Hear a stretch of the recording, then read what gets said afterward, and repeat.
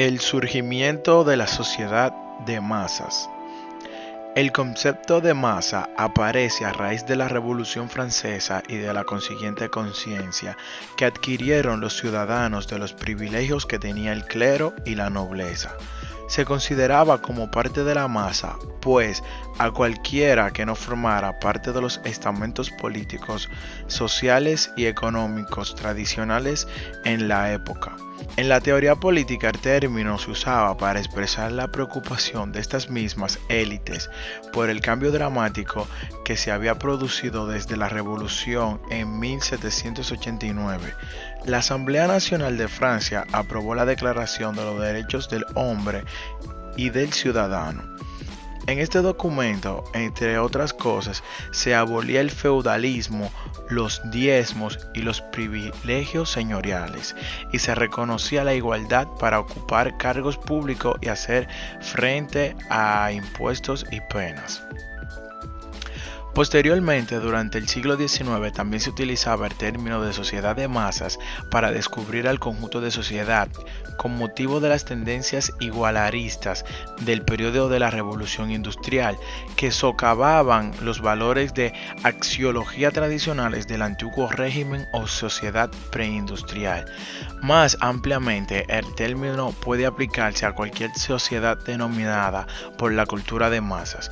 Los medios de comunicación de masas, la sociedad de consumo de masas y las instituciones impersonales de gran escala. En esta época, las aglomeraciones superan los 100.000 habitantes. En este contexto, Gran Bretaña se conformó con un 45% de la población, seguida de Austria con 32% y Alemania con 30%.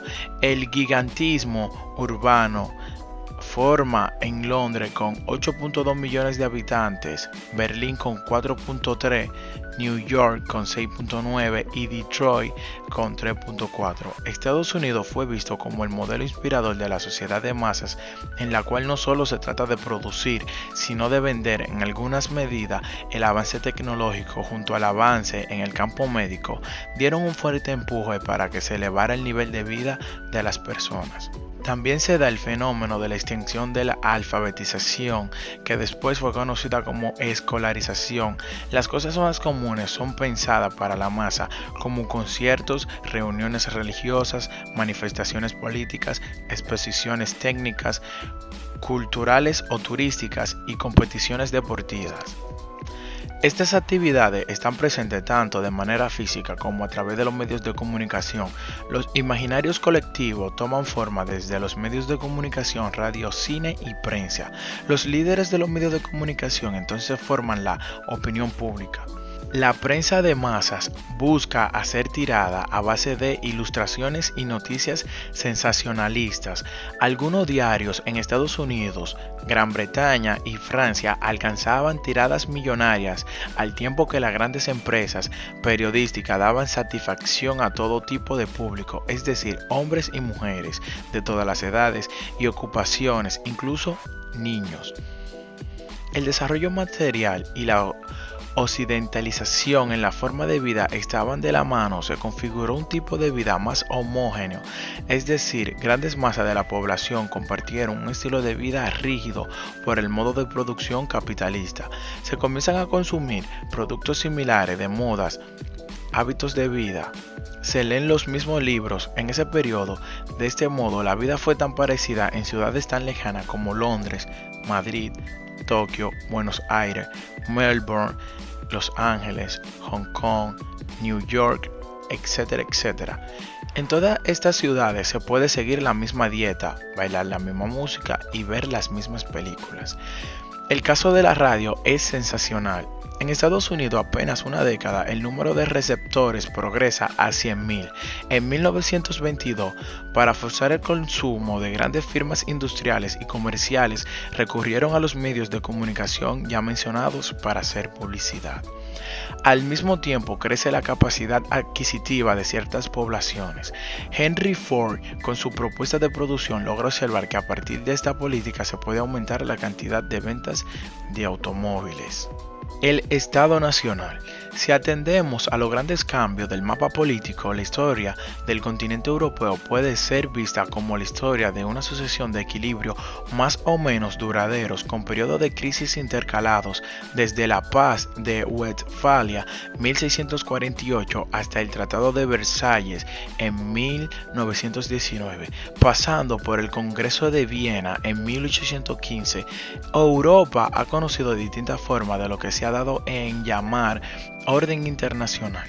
En dicho orden político, el Estado Nacional no siempre ha sido la unidad básica sobre la que se ha constituido el poder. De hecho, bajo la perspectiva que nos brinda considerar los procesos de construcción estatal, la historia se desarrolla entre la Europa del Estado absolutista y nuestro presente.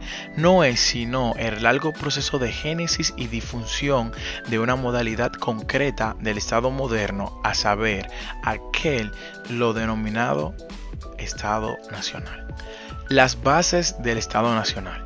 Durante un largo tiempo, el equilibrio alcanzado por el Estado absolutista en Francia parecía llamado a lograr instaurar el orden político internacional duradero.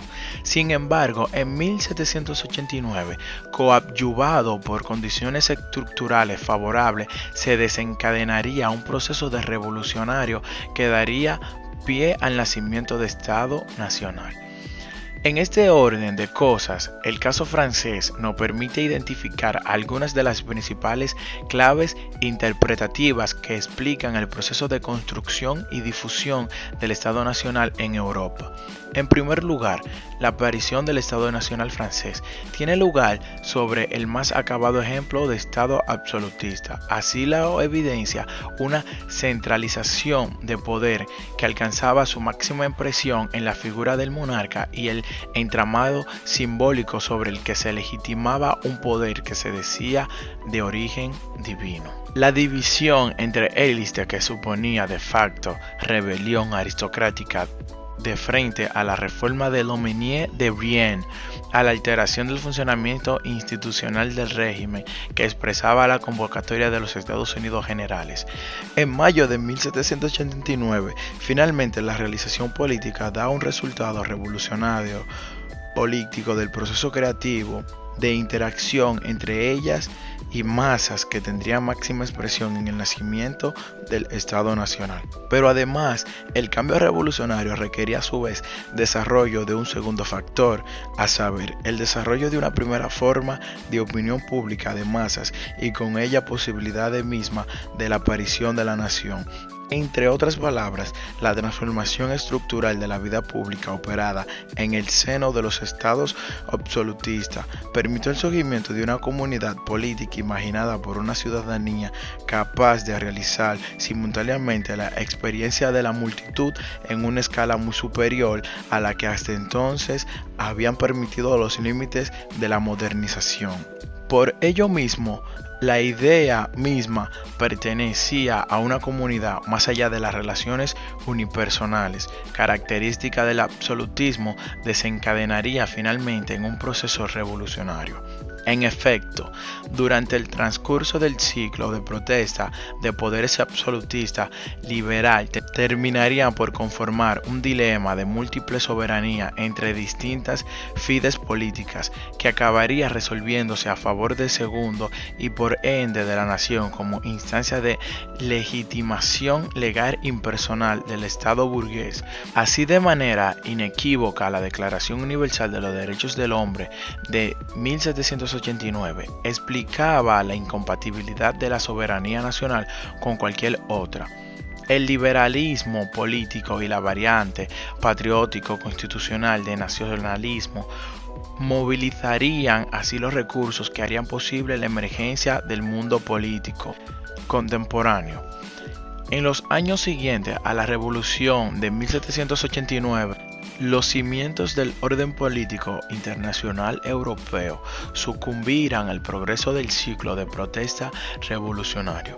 La política expansionista de Bonaparte vería su fin tras varias derrotas militares y la consiguiente recomposición del nuevo equilibrio de poder entre los estados europeos que conocemos como el Congreso de Viena, 1815. Entre su origen y el presente median 2 siglos en los que el Estado Nacional se ha ido convirtiendo en la forma de organización estatal por excelencia del mundo contemporáneo. Sin embargo, esto no siempre fue así, e incluso en la actualidad perviven formas de organización estatal cuya soberanía no pueden ser definida como nacional. La ciudad-estado del Vaticano muestra a este respecto uno de los ejemplos más claros en la Europa de hoy. De hecho, durante mucho tiempo el Estado Nacional hubo de competir en otras formas de organización estatal. En pugna con las monarquías absolutistas, la ciudad, estado o el imperio, el Estado Nacional hubo de superar una dura concurrencia antes de alcanzar su primicia actual. En este sentido, si atendemos a aquella área geopolítica que más nos interesa, la Europa central y oriental, podemos constatar como su historia contemporánea es la historia de una pugna entre estados de todo tipo, desde los grandes imperios como el ruso y el otomano y el austrohúngaro hasta las pequeñas ciudades, estados como la República de Ragusa, actual Dubrovnik. Sea como fuere, las grandes transformaciones estructurales que tendrían lugar a la escala planetaria en el transcurso de los últimos siglos pronto acelerarían la conformación de un sistema europeo de estados nacionales.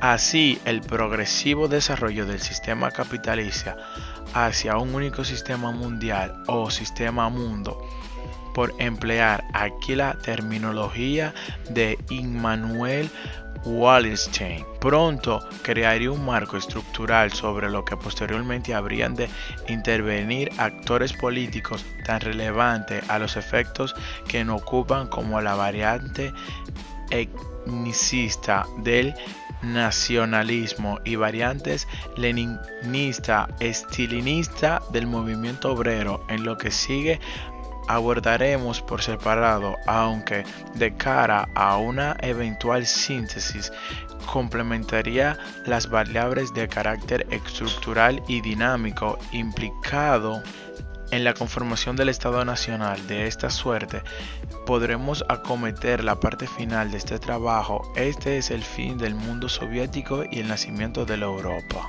Personajes destacados: Friedrich Wilhelm Nietzsche. Nació el 15 de octubre de 1844, Weimar, 25 de agosto de 1900. Fue un filósofo, poeta, músico y filósofo alemán cuya obra ha ejercido una profunda influencia en el pensamiento mundial contemporáneo y en la cultura occidental. Nietzsche escribió sobre temas tan diversos como el arte, la filología, la música, la historia, la religión, la ciencia o la tragedia. Hizo una crítica de la cultura, la religión y la filosofía occidental mediante la genealogía de los conceptos que lo integran, basados en el análisis de las actitudes morales positivas y negativas hacia la vida. Meditó sobre las consecuencias del triunfo del secularismo, de la Ilustración, expresada en su observación "Dios ha muerto", de una manera que determinó la agenda de muchos de los intelectuales más célebres después de su muerte. José Ortega y Gasset nació en Madrid el 9 de mayo de 1883 y murió el 18 de octubre de 1955. Fue un filósofo y ensayista español, exponente principal de la teoría del perspectivismo y de la razón vital e histórica, situado en el movimiento novecentismo. Gustave Le Bon, preocupado por la experiencia de la Comuna de París, 1871, publica en 1895 Psicología de las masas, en el que plasma esa concepción negativa de la masa caracterizada por la irracionalidad, el esquematismo simplista, el dogmatismo, la intolerancia y la credulidad. Le Bon que acabaría en sus días como admirador de Mussolini, identifica a las masas como muchedumbres de conducta homogénea que responden mecánicamente a la fascinación de los líderes y que actúan por impulso de forma extrema y simplificada. Gabriel Tarde es el primero en establecer una relación entre la masa y los nuevos públicos, anticipando el papel central que los nuevos medios, prensa, cine, radio, juegan en la homogeneización de las conductas de la masa a través de la fascinación y la imitación en la opinión y la masa publicado en 1901. Tarde empieza las bases de la que será una tradición crítica de los medios como herramientas de manipulación y control que llega hasta nuestros días. Cultura imperialista en el siglo XIX. Crear su propio imperio es el deseo de toda civilización. La tuvieron los egipcios y también los griegos. Más tarde los romanos. Podemos distinguir entre imperialismo regresivo y progresista. El imperialismo regresivo se basa en conquistar y explotar los recursos, mientras que el imperialismo progresista lucha por que las sociedades más atrasadas se desarrollen.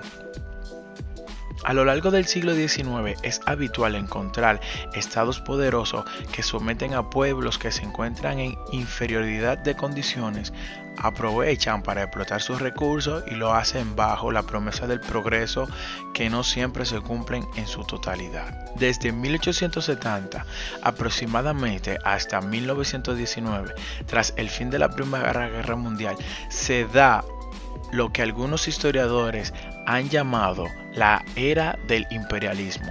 Este periodo está caracterizado por una intensa expansión colonial en la que los países más poderosos salen a dominar territorialmente enormes regiones, dando origen a grandes imperios coloniales.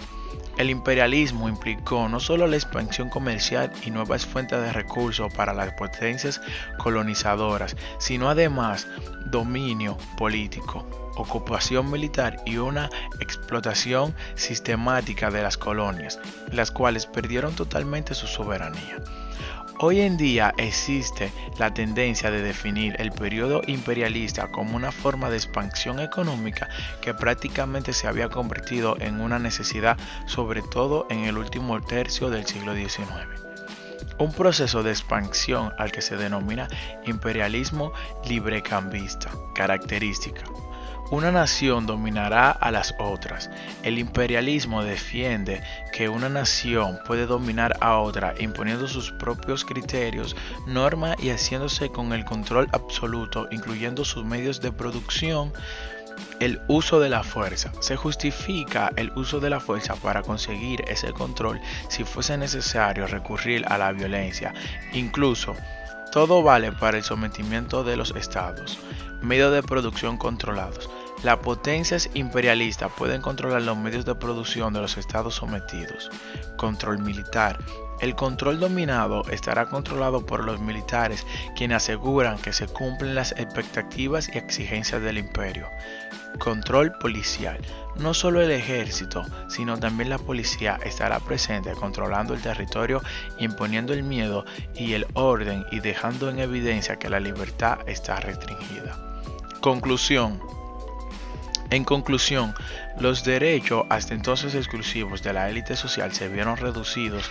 La visión pesimista de las altas clases sociales hacia la nueva situación se expresaba en expresiones como tiranía de la mayoría u oclocracia, gobierno de la muchedumbre. El Estado Nacional surgió como una forma de gobierno para las sociedades masivas de un mundo totalmente diferente de la antigüedad, en el que se necesitaba una forma de gobierno adecuada para tanta población. Y la cultura imperialista del siglo XIX fue un periodo en el que las sociedades o estados poderosos oprimían a otros estados más pequeños en busca de recursos, beneficios políticos y adquisición de más territorio.